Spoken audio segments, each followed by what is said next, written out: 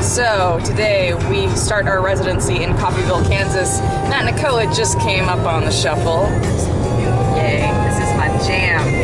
This part is my jam. And my jam is gonna happen when we hit the 3,000 mile mark. How much farther? 2 miles. 2 miles. Just enough time for the jam.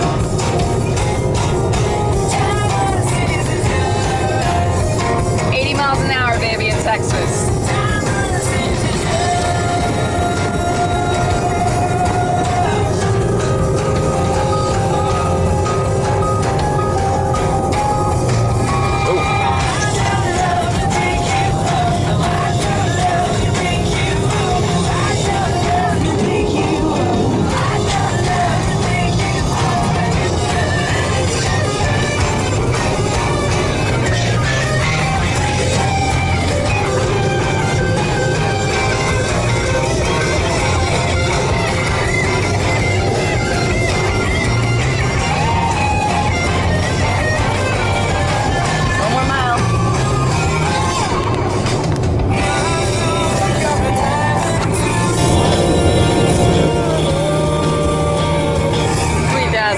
Baby. Welcome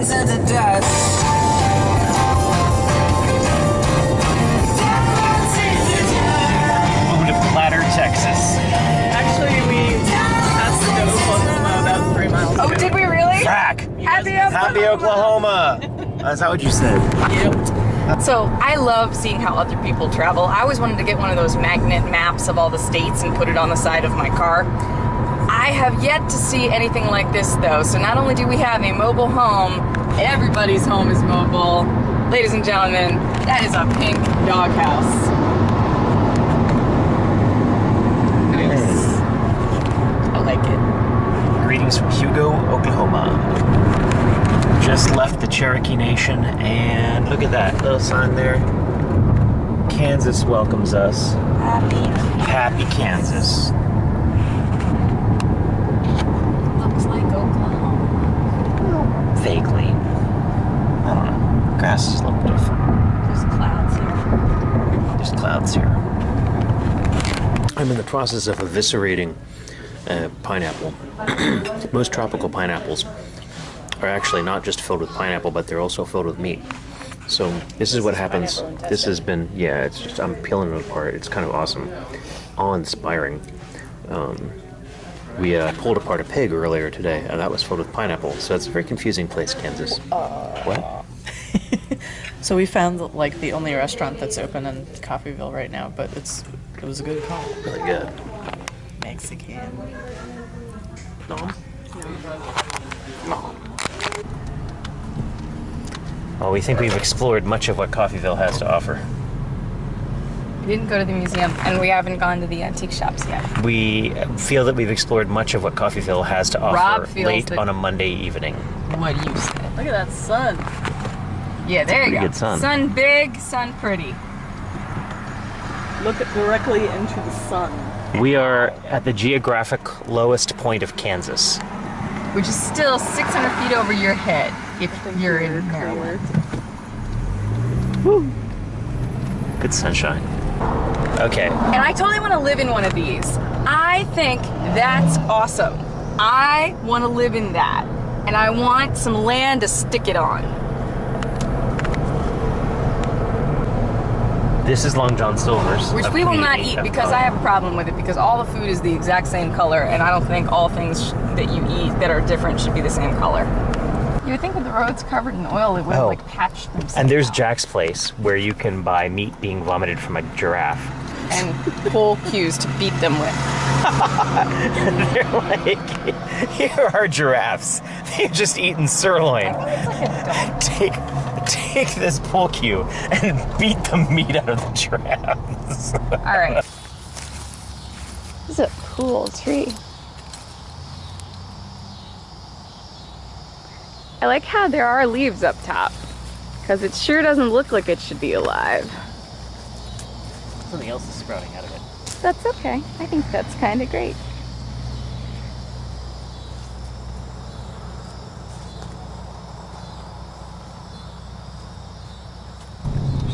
close to nothing.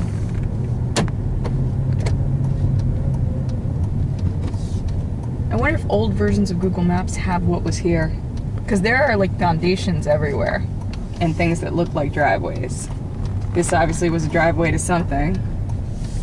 This is obviously a foundation with nothing on it. So for people who are looking, apparently Coffeyville suffered a major accident at one point in time. And how badly was it flooded with oil? I'm gonna look it back up, but I think it was 80,000 barrels. So we're thinking that these were houses, because there's just fields of streets with nothing on them. It's really kind of creepy. Drive up another couple streets. Sure. It's really creepy. It's like unmarked tombstones or something.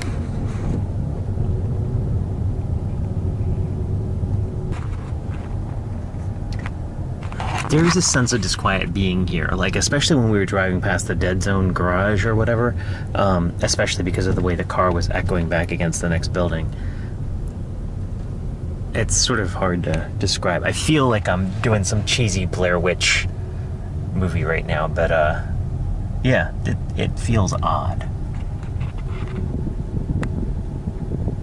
It's just like, yeah, it's just... Because there's just block after block after block of nothing but driveways.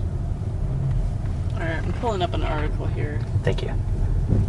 Because I'm trying to do that one-handed. Justice Department has sued the Coffeyville refinery for more than $4.18 million in civil penalties and cleanup costs stemming from 2007 oil spill into floodwaters of the Verdigris River, which was in Little House on the Prairie, plus additional unspecified fines for other environmental violations. We are working diligently to clean it up. About 2,145 barrels of oil leaked from the refinery into the river during flooding in July 2007. Like, seriously, if you look Many through the window... Coffeyville homes are slated for demolition. Others will require major efforts to remove contamination. Because, like, seriously? Look behind us. It's just streets with nothing on them.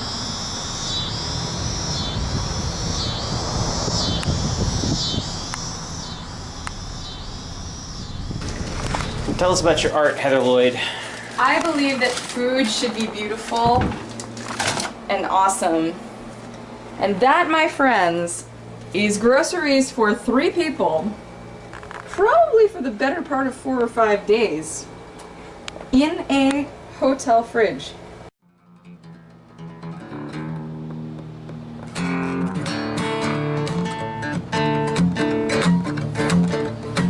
I was standing on the corner when I heard that bulldog bark. He was barking out that you men were gambling in the dark. He was staggering and Billy, young men who gamble late. Staggered through 7, Billy for the Heath through 8. Staggered Billy, I can't let you go with that. Want all my money and my brand new Stetson hat. Stag leaving home, he got his 44. He said, I'm going to that bar room just to pay that debt I owe. Stag leave, that man Stag